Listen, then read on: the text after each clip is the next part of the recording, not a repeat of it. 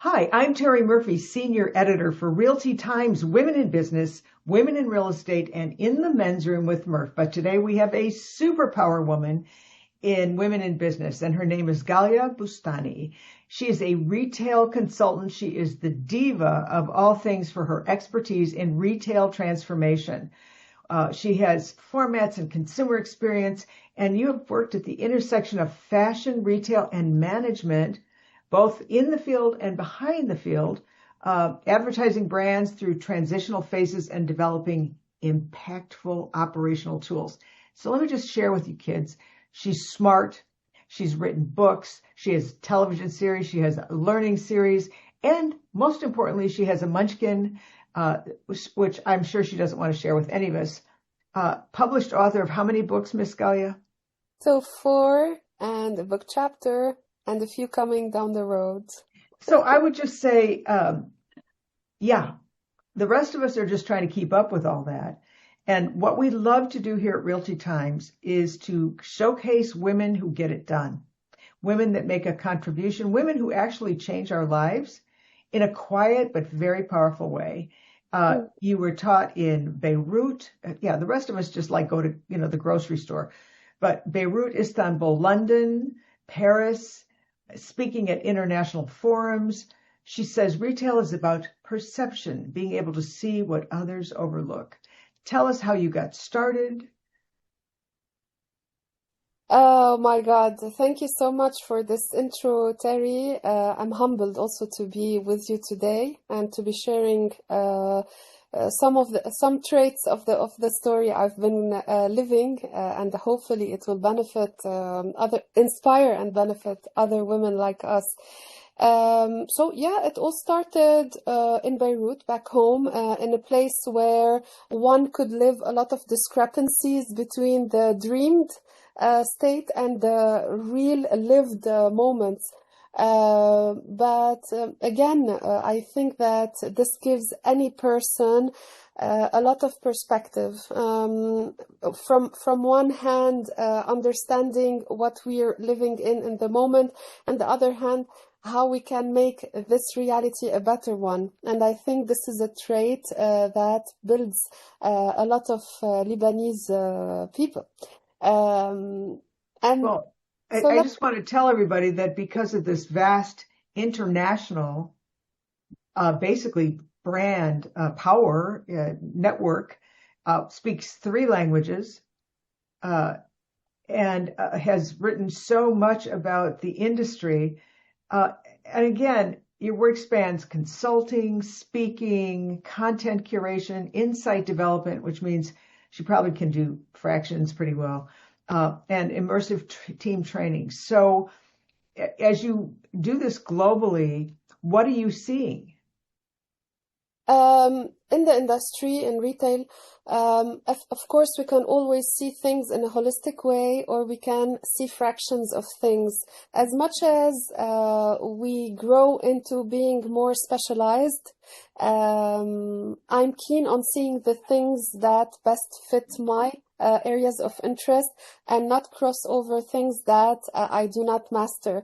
So today I'm seeing things that are interesting, as much as AI is taking over a lot of talk on experiences, on experiential retail, and I've been evangelizing this a lot lately. I'd always come back and say, like, okay, this is a reality that retailers want to develop and hopefully achieve.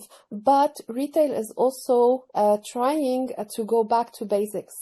I think we have been lost with everything happening, technology, all the advancements related to retail, and the integrations of digitalization in the retail scene, which deviated from what retail is and should be. Retail is here to serve people at its best, and we can serve people in a very simple way. We don't have to overcomplicate things.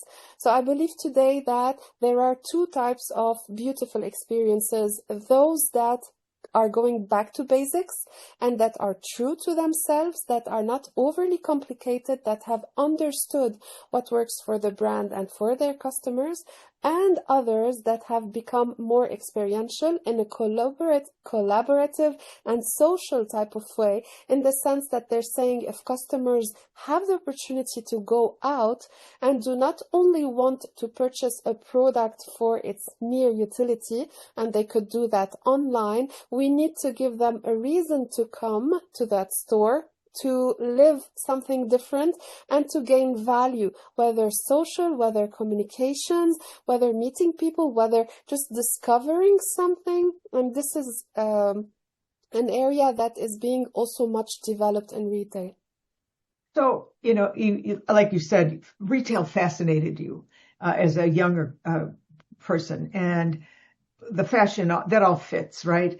But at the end of the day, the shopping, working with Anthony Esper from Occupy, and understanding that our shopping malls in the United States are not the same experience as in like Dubai and places like that, Singapore. It's as if they've gone back to being more of a destination experiential thing as opposed to just, finding a new pair of shoes. What are you seeing internationally as that develops? Because they kind of went away here and now they're coming back. Exactly. I think maybe our generation has these memories of let's go to the mall on the weekend, let's meet together. So it was a safe place. It was a good alternative for going out. There was the restaurant, going to the movies, sitting just there with friends or just doing window shopping. I have memories going to the mall, right? And then it turned a little bit darker in the sense that we just wanted to fill in spaces rather than creating any type of experience there. This is the little munchkin. Beautiful. Wait, repeat that. That's beautiful. We wanted to create experiences. Go ahead. Exactly. I think that at some point, shopping malls and centers. We look for real people, and the fact that you're a mom, as well as being this incredible superstar internationally, makes this so much more relatable. Because very often we go into the business part of it, and these are people. At the end of the day, we are communicating energies, and so I was not born in Lebanon. I can't speak Arabic. I can hardly tell if it is. So you bring this beautiful piece of the puzzle, including that gorgeous little person who's very, very, very lucky to have you. But you talked about the experience and how, yes, years ago, hate to sound like an old person, we went to the mall as a social thing. Exactly, a social thing and like a one place destination where we spent a lot of time, not only shopping but interacting and having fun. And I think we could go through scenario where we spent a full day at the mall, right? And the time just went by. And then all of this turned into hostility. At a certain point, going to the mall wasn't as pleasant as it used to be because we turned all of these food courts into formatted courts. It wasn't clean as it used to be. The stores were not taking care of their storefronts. Everything became just like come in, pay rent, and go. It takes two to tango. We need people to come in, sure, but we also need to give every brand the opportunity to come and to thrive, and us as a mall owner to give them the opportunity to live it at its best. So the important thing here to say, like after this dark moment that most of the shopping malls have lived, it's important to see that it's coming back. It's coming back because everyone said like Gen Zers are more prone to doing online shopping, whereas today studies are seeing that they are more ready to go back to the physical retail space because there is an opportunity of having more of this human interaction. And that you make a really good point. I just want to make sure that the U.S. hears this. they just became, like you said, rent-a-space. And one of the things that Occupy does is it looks to help not the super brands, not the Pradas and the Busti, all what am I trying to say? Luxury, let's say. Thank you. Yeah, and letting and giving a space and exposure to the smaller purveyors. And I think that, and I'm not going to go into their website but I know that because when you're a big company, you have your own marketing team and research and whatever. When you're a smaller group, you don't have all that access. And yet that's where you find the jewels. Anybody, you can buy Prada in Paris, you can buy Prada in Chicago, you can buy Prada in, Abu Dhabi, but you can't get, John's Honey, Honey and Soap Company, because it doesn't have that footprint. And so it makes it more interesting. Of course, because there is this local relevancy, right? At a certain point, we were more keen to getting those bigger brands, bigger names, because it was sexier. And the customer was also trained and accustomed to that. Like, if I'm bigger, I have better standards. If I'm smaller, I have lesser standards. Well, yeah, let me tell you, of course, when I'm smaller, I don't have the same means, but it doesn't mean that I don't have the service and the quality. And another thing that also makes sense is us looking at the other side of the coin. If 10 or 20 years ago, we used to visit without name shaming, a McDonald's in New York or in Paris, we were going absolutely into the same thing, right? The location changes, but we're going to the same copy-pasted format. Now, if we look at how Starbucks, McDonald's, or other luxury brands, without naming them, we would understand that there is the global act, but the global strategy, but the local act. This means that every luxury brand has to speak the local language, whether it was into different countries, or one country and two different quarters or boroughs or departments, call them as much as you want. We need to have this local feel, because this is what makes an interesting area to visit.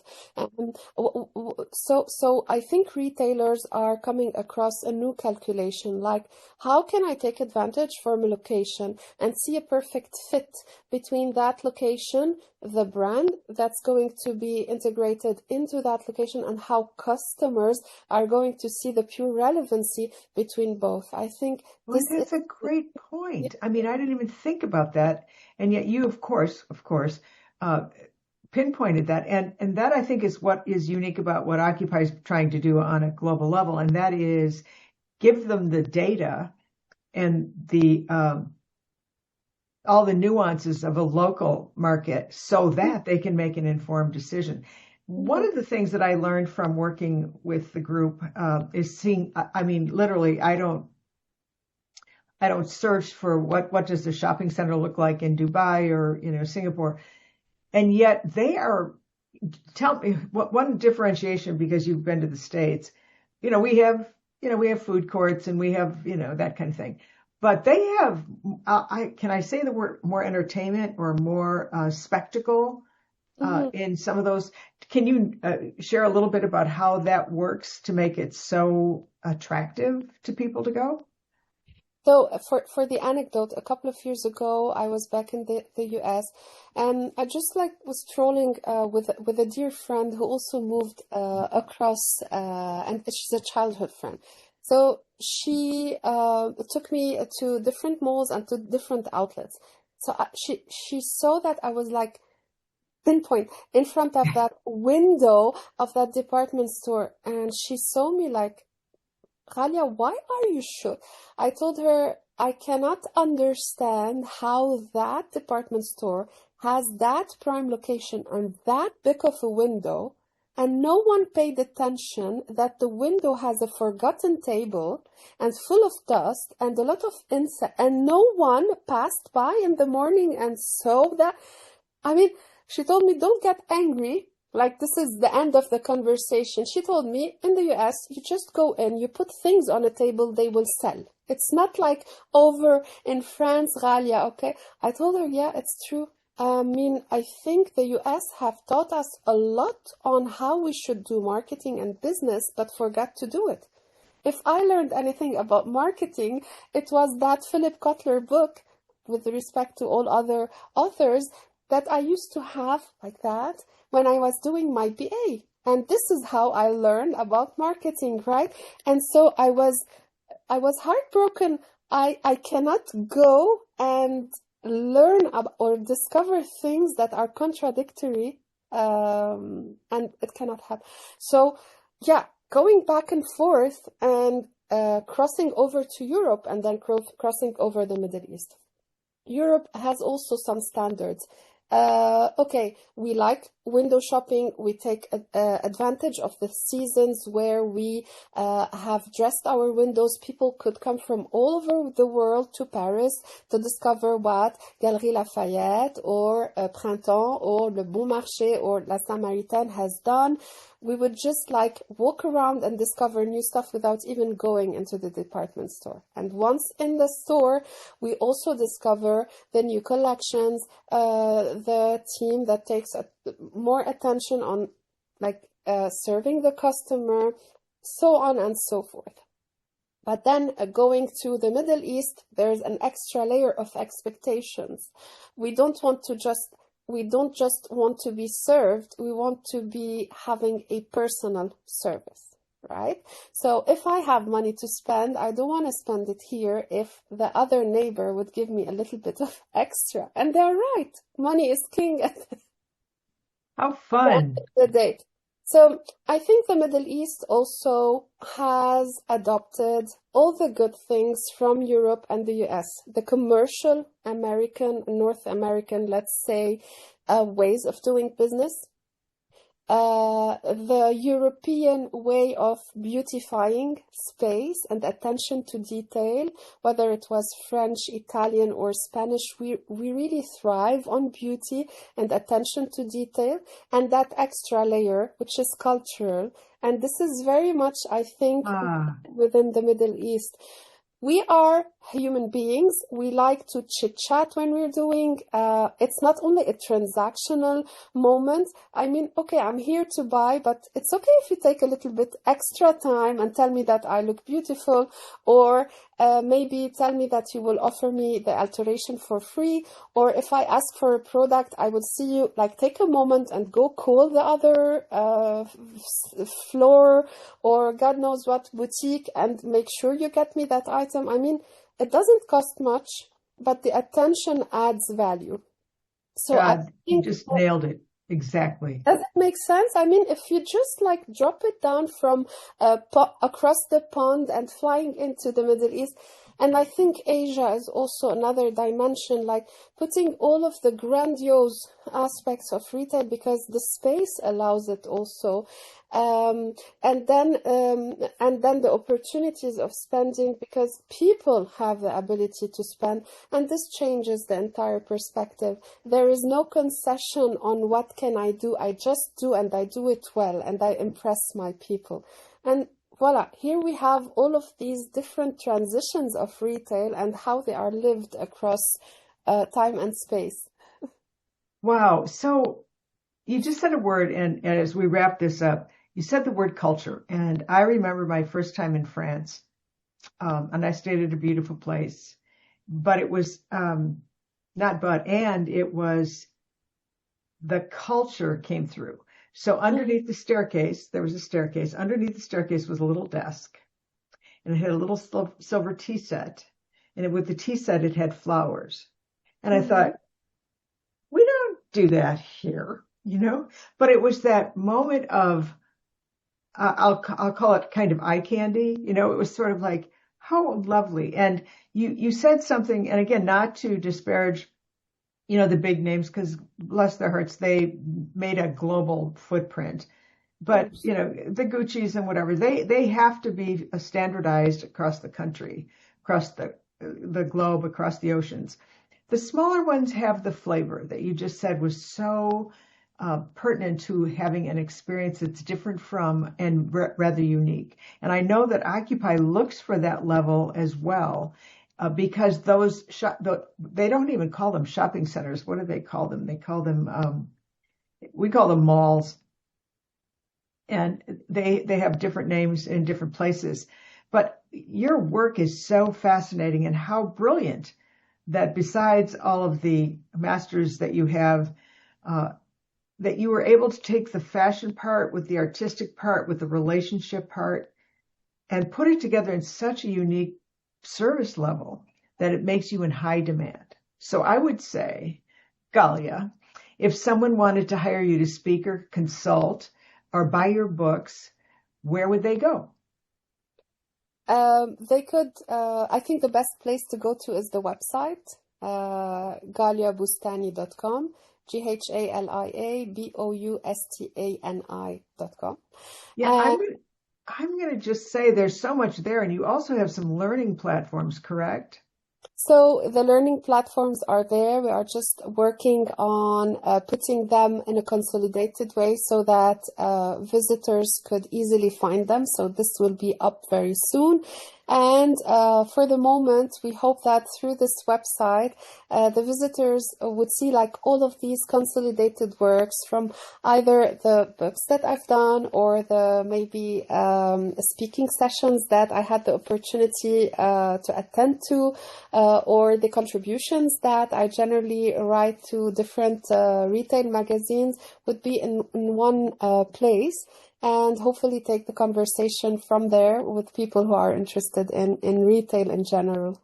Yeah, well, just to let you know as we close, the overachiever here, she has her own YouTube channel. There's over 130 different, there's 200 videos, give or take.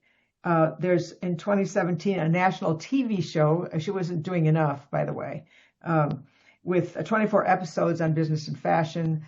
There's a lot going on here, Ghalia, and I just want other women and other people to know that there's a power in the global connection, regardless of whatever issues are happening in the country. People still want to be seen, valued, and heard, which is what happens when you have, you said, relevant culture connections in these places where we go to buy our goods.